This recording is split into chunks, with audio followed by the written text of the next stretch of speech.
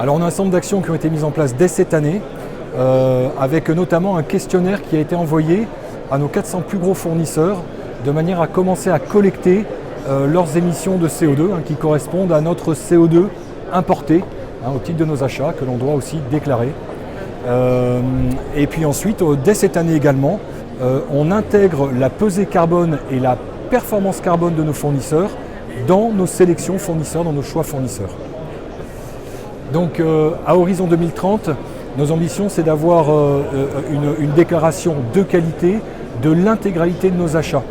Et ça, c'est un travail qui est particulièrement compliqué parce qu'il va demander de fusionner un nombre de données colossales à tous les niveaux de notre supply chain. Nos fournisseurs eux-mêmes achètent des produits à des fournisseurs qui achètent des produits et on a un enjeu de reconstituer la trace carbone, le poids carbone de chaque composant acheté depuis l'extraction minière. Et ça va donc être un travail très important pour nous de collecte de données et de synthèse de données. Ça va prendre un petit peu de temps, mais c'est l'ambition qu'on a pour même avant 2030, pour être honnête, si on arrive à le faire. Alors pour convaincre une entreprise de se lancer dans une démarche de décarbonation, il y a évidemment des arguments tangibles sur ce qu'est en train de devenir le climat.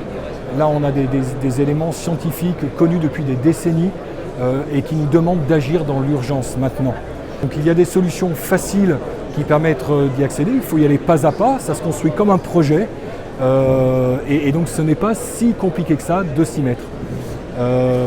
Par ailleurs, il y a un côté assez vertueux, ça permet de repenser également nos chaînes de fournisseurs, nos supply chains, et intégrer une valorisation du carbone, un coût du carbone dans la structuration de ces supply chains est quelque chose de fondamental pour l'avenir, parce que d'ici quelques années, de toute façon, ce carbone sera taxé d'une façon ou d'une autre, et que les entreprises qui ont appris à manipuler l'objet carbone auront un avantage compétitif sur celles qui ne s'y sont pas mises. C'est pour ça que dès aujourd'hui, il faut y aller de manière très volontariste.